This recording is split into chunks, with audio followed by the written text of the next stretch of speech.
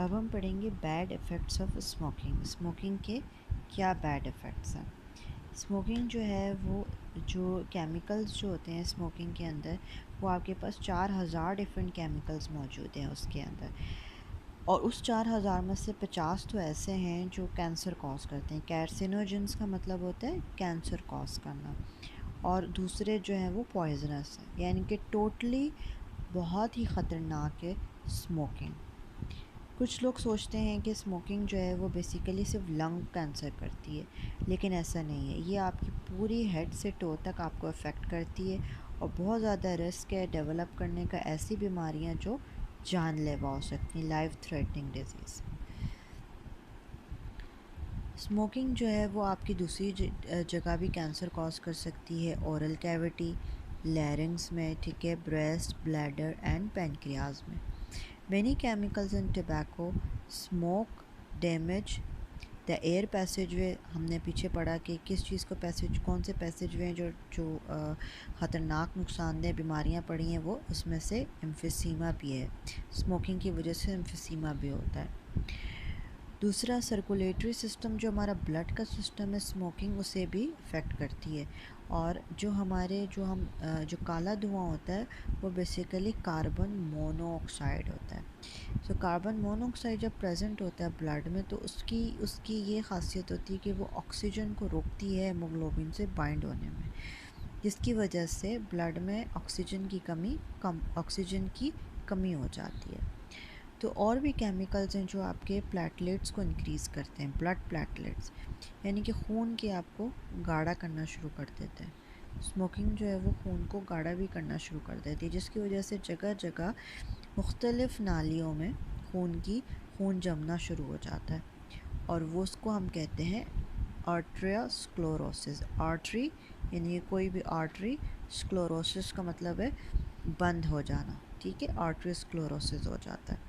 Blood viscous का मतलब है ब्लड थिक हो जाता है इसमें। लंग्स में क्या अफेक्ट करता है, ये बेसिकली ये लंग्स में अफेक्ट करता है, ट्यूबरक्लोसिस के चांसेस बहुत ज़्यादा कर देता है, टीबी के 4 टाइम्स चांसेस ज़्यादा कर देता है, और निमोनिया के 4 गुना चांसेस जो है वो ज़्यादा कर देता है स्मोकिंग। स्मोकिंग ज़ाहिर सी बात है आपके दांत को भी अफेक्ट करता है और वीक भी करता है, ठीक है, टूथ लॉस भी होता है, और 2 से 3 गुना आपके दांत जो हैं वो स्मोकर्स के बनस्बत, नॉन स्मोकर्स के नस्बत स्मोकर्स के ज़्यादा गिर जाते हैं और ज़्यादा ख़राब नज़र आते हैं, ठीक है। ये तो सारे इफ़ेक्ट्स थे जो बैड इफ़ेक्ट्स है स्मोकिंग के। अब हम आ जाते हैं मल्टीपल क्वेश्चंस पे, ठीक है। मल्टीपल क्वेश्चन बहुत आसान है। The process of gases exchange involves, हमने पढ़ा था, पहले ही मैंने बता दिया था। See, getting oxygen from air and removing carbon dioxide. ये सिंपल है गैसेस का process. 2, most of the gases exchange कहाँ हो रहा है लीफ में, वेरी इजी, स्टोमेटा ए। 3 क्या है, how many bronchi are there in air passageway. अब यहाँ पे ध्यान रखिए कि यहाँ ब्रोंकाई की बात हो रही है, ब्रोंक्यूल्स की बात नहीं हो रही, और ब्रोंकाई हमारे बॉडी में सिर्फ 2 है। Where does the gaseous exchange occur in humans. Humans में कहाँ होता है गैसियस एक्सचेंज, ऑफ कोर्स हमने सिर्फ पढ़ा है एल्वुलाई में होता है, ठीक है। Which structure actively helps in taking the air out of the lungs. हमने पिछले इंस्पायरेशन एक्सपायरेशन के प्रोसेस में डायफ्राम का रोल देखा था कि वो किस तरह एयर को पुश कर रहा था और किस तरह वो नीचे लोअर हो रहा था। The primary chemical stimulus for breathing is the concentration of carbon dioxide in blood. पीछे मैंने आपको बताया था कि रिस्पायरेशन सेंटर होता है, ठीक है, और वो कहाँ देखता है, कौन से लेवल को देखता है, वो ब्लड में कार्बन डाइऑक्साइड के लेवल को देखता है, और फिर वो आगे सिग्नल देता है कि इसको बढ़ाना है ब्रीदिंग के रेट को, या स्टिमुलस का मतलब है बढ़ाना है या रोकना है, ठीक है, स्टिमुलेट करना है।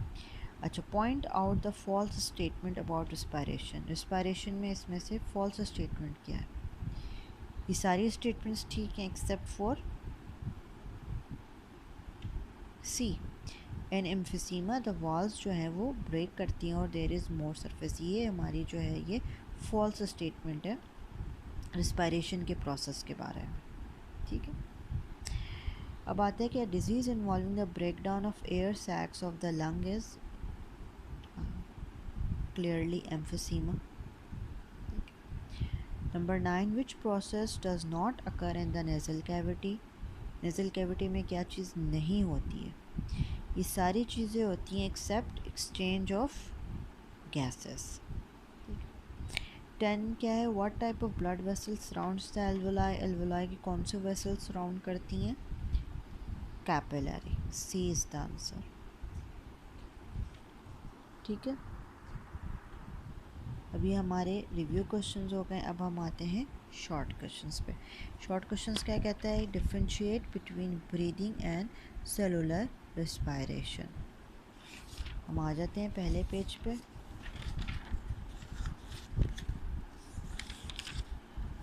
अच्छा, यहाँ पे आप मेरी बात को गौर से सुनना है. सेलुलर रेस्पिरेशन और ब्रीदिंग को आपने कंपेयर करना है. एक लाइन बना लेनी है, ठीक है, और यहाँ पे आपने लिखना है सेलुलर रेस्पिरेशन और यहाँ पे आपने लिखना है ब्रीदिंग. ठीक है, अब उसमें जो फर्स्ट पॉइंट आपने ऐड करना है वो आपने ऐड करना है ऑर्गेनिजम्स गेट द ऑक्सीजन, ठीक है, needed for cellular respiration from their environment से लेकर गैसियस एक्सचेंज तक.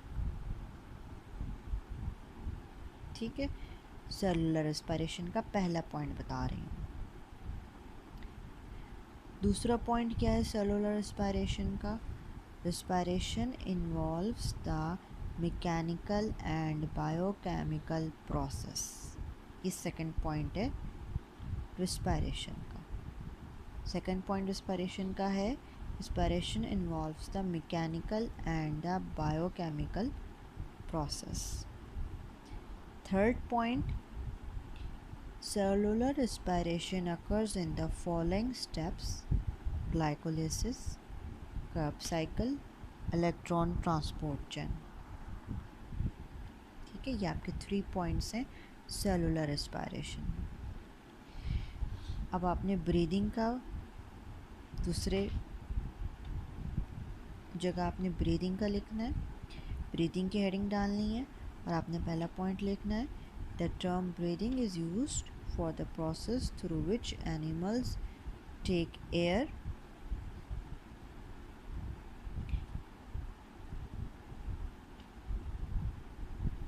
bodies to get oxygen from it and then give out the air to get rid of carbon dioxide.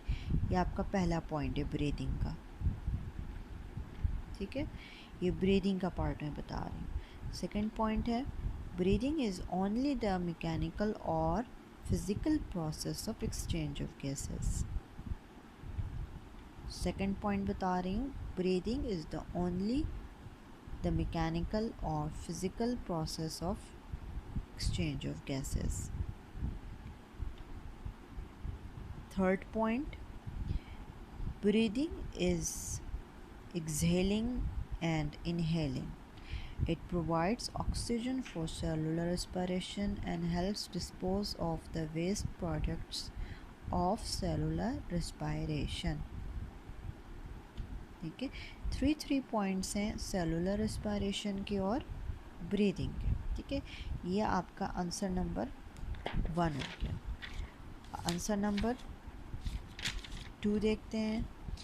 Trace the path of air from the nasal cavity to the alveoli. ये बहुत simple है, आपने सिर्फ और सिर्फ इसकी diagram बना लेनी है विद एल्वोलाई. ठीक है, वो कह रहे ट्रेस करना है और आपने ट्रेस कैसे करना है? आपने एरो से आपने पाथवे जो मैंने आपको बताया है वो टूवर्ड्स तक एल्वोलाई तक आप लेकर आएंगे. एरो बनाकर पाथवे शो करना है आपने. This is your answer number 2.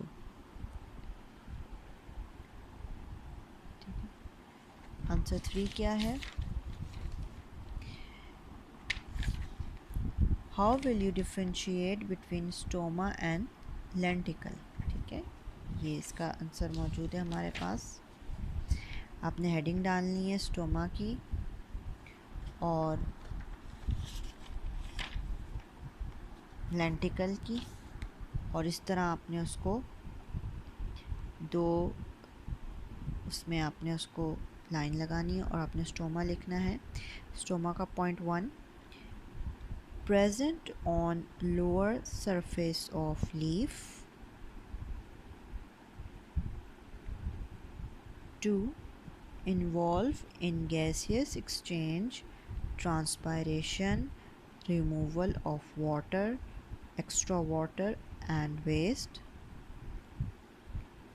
Third point, occur in epidermis. Fourth point, has guard cells. ये आपने स्टोमा का लिखना।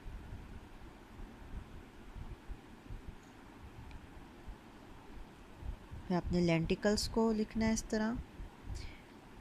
Number 1, present on the outer layer of wood, woody or hard stem, used for removal of waste. Second point. Third, present in the cork surfaces of the stem, roots and other parts of vascular plants. Fourth point, no guard cells. I hope कि आपको समझ आ गया होगा stoma और lenticels का difference. और भी इसमें आप एडिशन कर सकते हैं स्टोमा और लेंटिकल्स, ठीक है, और भी पॉइंट्स आप ऐड कर सकते हैं। अच्छा, अब हम आ जाते हैं अंडरस्टैंडिंग लॉन्ग क्वेश्चंस में concept. How do the different parts of the plant body exchange gases with the environment, ठीक है। ये हम आ जाते हैं पेज नंबर 2 पे। अच्छा, अब आपने इसका आंसर इस तरह लिखना है। पहले आपने हेडिंग डालनी है gaseous exchange in plants from leaves and young stems. From leaves and young stems, gaseous exchange in leaves and young stems की हेडिंग देनी है। उसके बाद आपने यहाँ से पैराग्राफ शुरू करना है, the leaves and young stems of stomata, ठीक है। यहाँ से लेके आपने help in the exchange of gases तक लिखना है, ठीक है। उसके बाद आपने हेडिंग डालनी है leaf has face to situations, और ये आपने लिखना है यहाँ तक, ठीक है।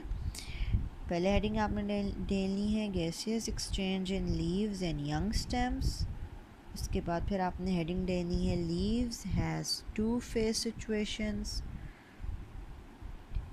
उसके बाद आपने हेडिंग देनी है gaseous exchange in woody stems and mature roots. Woody stems and mature roots आपने इसकी हेडिंग दे दी। इसमें आपने ये पैराग्राफ पूरा लिखना है। फिर आपने हेडिंग डालनी है gaseous exchange in young roots, और आपने ये वाली हेडिंग देनी है, ठीक है।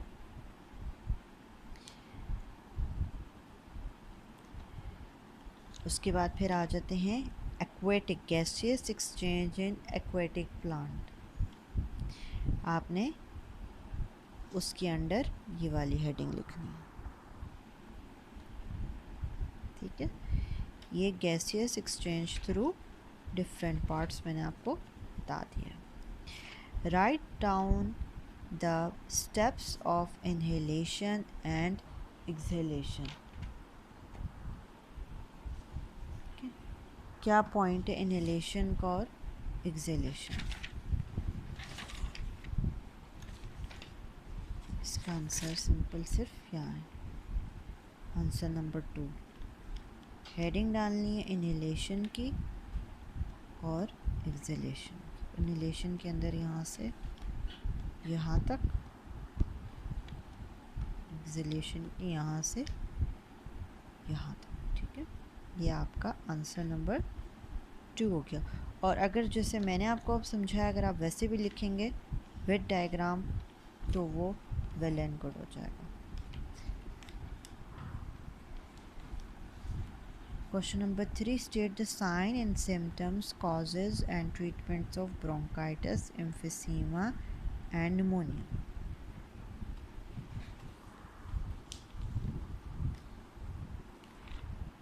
ब्रोंकाइटिस का आपका ये आंसर हो गया, आंसर नंबर 3।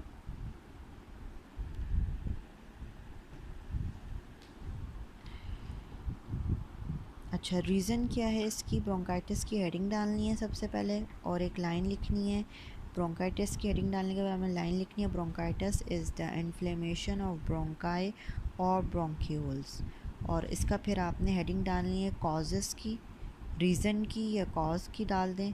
और उसकी लिखते हैं कि it results in excessive secretion of mucus into the tubes, ठीक है, लीडिंग टू, रीज़न इसकी ये है, सॉरी, रीज़न आपने हेडिंग डालनी है रीज़न की, कि it results in excessive secretion की वजह से होता है, और कॉज्ड बाय वायरसेस, कॉज की हेडिंग डालनी है। पहले आपने हेडिंग डालनी है किसकी? ब्रोंकाइलाइटिस की, एक लाइन लिखनी है। फिर आपने रीज़न की हेडिंग डालनी है, उसमें आपने ट्यूब्स तक लिखना है। फिर कॉजेज़ की हेडिंग डालनी है और उसके नीचे लिखना है by viruses, bacteria exposure to chemical irritants. आगे जाके फिर आपने लिखना है 2 टाइप्स ऑफ ब्रोंक्यूलाइटिस, टाइप्स आपने मेजर करनी है, उसकी हेडिंग डालनी है। उसकी हेडिंग डालनी है आपने, 2 मेजर टाइप्स हैं, क्रोनिक और एक्यूट एंड क्रोनिक। फिर उसमें लिखना है आपने सिम्टम्स, आपने लिखने हैं cough, mild sneezing, wheezing, fever, chills. और ट्रीटमेंट सिम्टम्स के बाद आपने ट्रीटमेंट में लिखना है एंटीबायोटिक्स एंड कफ मेडिसिन। अच्छा, उसके बाद उन्होंने एम्फिसीमा का पूछा हुआ था। एम्फिसीमा जो है वो आपने हेडिंग डालनी है एम्फिसीमा की, और एम्फिसीमा का लाइन लिखनी है। एम्फिसीमा की लाइन आपने यहाँ से यहाँ तक लिखनी है कि destruction of the walls of the alveoli है। इसकी कॉजेज़ क्या हैं? Large sacs but with less surface area for the gaseous exchange, ठीक है। और यह आपने कॉजेज़ इसकी यहाँ तक लिखनी है। ट्रैप्ड इन द लंग्स, जो जो एयर ट्रैप हो जाती है इन द लंग्स में। विद डायग्राम आप बनाएंगे तो और अच्छा होगा। सिम्टम्स इसकी आपने मेंशन करनी है हेडिंग डाल के, ठीक है। और फिर ट्रीटमेंट आपने इसका मेजर, सिम्टम्स आपने कॉम्प्लिकेशंस तक लिखनी है, ट्रीटमेंट आपने लिखना है इनहेल्ड स्टेरॉइड्स एंड एंटीबायोटिक। फिर से रिपीट कर देती हूँ एम्फिसीमा का। एम्फिसीमा की हेडिंग डाली, एक लाइन लिखी पूरी एम्फिसीमा की, destruction of the walls of the alveoli है। कॉजेज़ आपने लिखना है, कॉजेज़ कहाँ से लिखना है? इट रिजल्ट्स, कॉजेज़ की हेडिंग डाल के इट रिजल्ट्स से लेके out and is trapped in the lungs तक। तीसरी हेडिंग आपने सिम्टम्स की डालनी है कि सिम्टम्स क्या हैं इसमें, और ये आपने कॉम्प्लिकेशंस तक करना है, लिखना है। फिर आपने हेडिंग डालनी है ट्रीटमेंट की। ट्रीटमेंट क्या है हमारे पास? Inhaled steroids and antibiotic. अब हमारे पास निमोनिया आ जाता है। निमोनिया का क्या है? निमोनिया की हेडिंग डालनी है आपने और निमोनिया की लाइन लिखनी है। Pneumonia is an infection of lungs, ठीक है। और अगर ये बोथ द लंग्स है तो इसमें डबल निमोनिया हो गया। फिर सेकंड इसमें आपने कॉज की हेडिंग डालनी है। निमोनिया किससे कॉज करता है? स्ट्रेप्टोकोकस निमोनिया और कुछ वायरल इन्फ्लुएंजा और फंगल से भी, ठीक है। थर्ड हेडिंग आपने डालनी है सिम्टम्स की। सिम्टम्स आपने पूरे लिखने हैं, it's due to the poor oxygenation of blood तक। फोर्थ आपने ट्रीटमेंट की हेडिंग डालनी है और इसमें आपने लिखना है vaccines are available to prevent pneumonia, ठीक है, the treatment of this type of pneumonia तक, ठीक है। निमोनिया की हेडिंग, फिर एक लाइन निमोनिया की, फिर causes, the most common causes की हेडिंग सेकंड यहाँ तक लिखना है आपने। फिर आपने सिम्टम्स की हेडिंग डालनी। सिम्टम्स में आपने लिखना है कि when the causative organism enter the alveoli, यहाँ से लेके पुअर ऑक्सीजनेशन तक। ट्रीटमेंट आपने वैक्सीन्स का लिखना है, with treatment of this type of pneumonia तक। अच्छा, उसके बाद हाउ डज़ द, ये आपने हो गए सारे। अब हम फोर्थ पे आते हैं। How does the tobacco smoke damage the respiratory system. ये अभी हमने पढ़ा है कि किस तरह अफेक्ट करता है आपके हेल्थ को।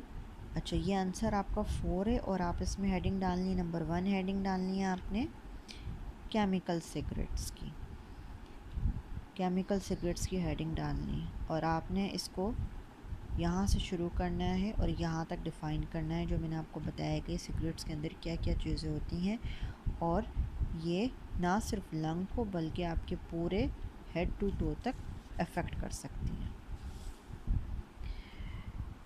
अच्छा, दूसरी हेडिंग आपने डालनी है स्मोकिंग में ऑल्सो लीड टू कैंसर्स। ठीक है, कैंसर्स में आपने स्मोकिंग में ऑल्सो लीड टू कैंसर्स में आपने पूरा पैराग्राफ लिखना है रेस्पिरेटरी डिसऑर्डर तक।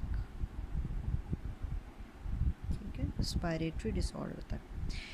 थर्ड आपकी हेडिंग आ जाती है इफ़ेक्ट ऑन सर्कुलेटरी सिस्टम। ठीक है, अब स्मोकिंग की सर्कुलेटरी सिस्टम में क्या इफ़ेक्ट है, मैंने आपको बताया कार्बन मोनोऑक्साइड की वजह से क्या होता है, ऑक्सीजन नहीं बाइंड करता, प्लेटलेट्स फॉर्म होना शुरू हो जाते हैं, एथेरोस्क्लेरोसिस फॉर्म हो जाता है। ये मैंने आपको बताया कि किस तरह आपके सिस्टम को वो अफेक्ट करता है, सर्कुलेटरी सिस्टम को। फिर आ जाता है इफ़ेक्ट ऑन लंग्स। लंग्स क्या करता है, लंग्स पे क्या अफेक्ट होता है। स्मोकिंग ग्रेटर रिस्क है लंग्स पे, वो आपको कॉज करता है ट्यूबरकुलोसिस और निमोनिया 4 गुना ज़्यादा कॉज कर देता है। अच्छा, अब आपने यहाँ हेडिंग डालनी है इफ़ेक्ट ऑन टीथ। ठीक है, ये आपकी 4th हेडिंग थी, ये आपकी 5th हेडिंग है।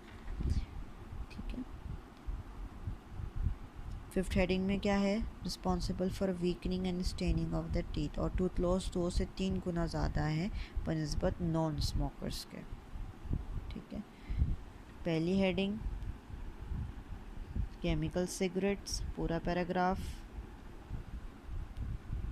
सेकेंड हेडिंग स्मोकिंग में also lead to the cancers, पूरा पैराग्राफ डिसऑर्डर तक। Third heading effect in the on the circulatory system, पूरा पैराग्राफ एथेरोस्क्लेरोसिस तक। Effect on lungs, smokers are at risk of developing infections 4 times तक। Fifth effect on teeth, smoking is also responsible for weakening, और ये non smokers तक।